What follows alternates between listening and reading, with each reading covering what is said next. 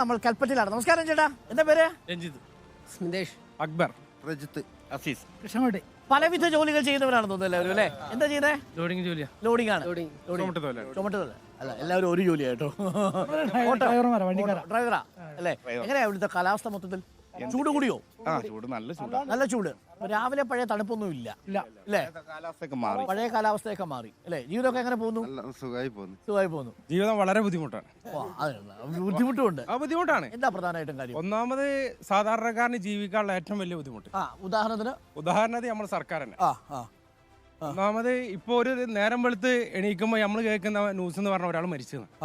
ഒന്നില്ലെങ്കിൽ ആന ചവിട്ടി, അല്ലെങ്കിൽ പന്നി ചവിട്ടി, അല്ലെങ്കിൽ കടുവ പിടിച്ച്. ഇതിപ്പോ ഒന്നാമത് നമ്മളെ സർക്കാർ ചെയ്യേണ്ട സാധാരണക്കാരൻ ഒന്നും ചെയ്തില്ല. അത് എന്തുകൊണ്ടാണെന്നുള്ളത് മുഖ്യമന്ത്രിന്റെ കറക്റ്റ് ജനങ്ങളോട് പറയണം. അതായത് ഈ വന്യജീവി ആക്രമണത്തിൽ വയനാട്ടിലെ ജനങ്ങൾക്ക് സർക്കാരിനോട് അമർഷമുണ്ട്. തീർച്ചയായിട്ടും വയനാട് ജില്ല അറിയപ്പെട്ടത് രാഹുൽ ഗാന്ധി ആയിട്ടാണ്. രാഹുൽ ഗാന്ധി എന്ന് പറയുന്ന ആ വ്യക്തി വയനാട് ജില്ലയിൽ വരുമ്പോൾ വളരെ കീഴെ കടന്നിരുന്ന വയനാട് ജില്ലയാണ്. അതായത് 10-13 കൊല്ലം ഗൾഫിൽ നിന്ന ഒരാളെ ഞാൻ. വയനാട് ജില്ലനെ വളരെ മറ്റു ജില്ലയിലുള്ള ആൾക്കാർ താത്തി കെട്ടുന്ന സ്ഥലമാണ്. പക്ഷേ വയനാട് ജില്ലയിൽ MP ആയി രാഹുൽ ഗാന്ധി വന്നതിന് ശേഷം മാറ്റമുണ്ട്, വളരെ മാറ്റം. അതിന് മുമ്പുണ്ടായിരുന്ന കോൺഗ്രസ് എംപിമാരൊക്കെ പരാജയമായിരുന്നു. അതിന് മുമ്പുണ്ടായിരുന്ന കോൺഗ്രസ് എംപിമാർ പരാജയമായിരുന്നു. പക്ഷേ രാഹുൽ ഗാന്ധി വന്നപ്പോൾ മാറ്റങ്ങൾ, പല മാറ്റങ്ങളും വന്നു. അങ്ങനെ തന്നെയാണ് അഭിപ്രായം?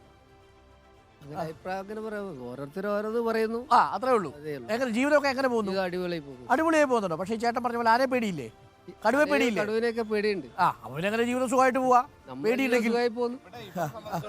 കൽപ്പറ്റ പ്രശ്നങ്ങൾ എന്ന് പറഞ്ഞാൽ കൽപ്പറ്റ കുരങ്ങ്, പന്നി, അതായത് ഒരു കൃഷി നമ്മൾക്ക് ഒരു മരച്ചീനി, ഒരു വാഴയോ ഇതോ വെച്ച് തൈ നട്ടുണ്ടാക്കാൻ ജീവിക്കാൻ പറ്റാത്ത കൽപ്പറ്റ മുനിസിപ്പാലിറ്റിയിൽ തന്നെ ഒരു ബുദ്ധിമുട്ടാണ്. ഇനി ഭൂമി ഇല്ല, ഉണ്ടെങ്കിലും മണ്ണില് ഒരു സാധനം ഉണ്ടാക്കിയിട്ട് അതൊന്ന് വിളവെടുക്കാൻ നമുക്ക് ഒന്ന് കുരങ്ങ് വന്നത്.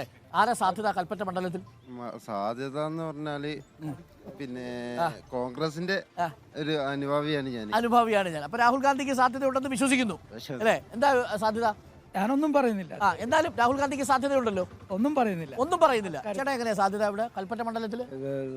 രാഹുൽ ഗാന്ധി എല്ലാവർക്കും സാധ്യതയുണ്ട്. ടൈറ്റ് ആണോ മത്സരം? വയനാട് ജില്ലയിൽ ഈ പ്രാവശ്യം ടൈറ്റ് ആയിരിക്കാൻ ചാൻസ് ഉണ്ട്.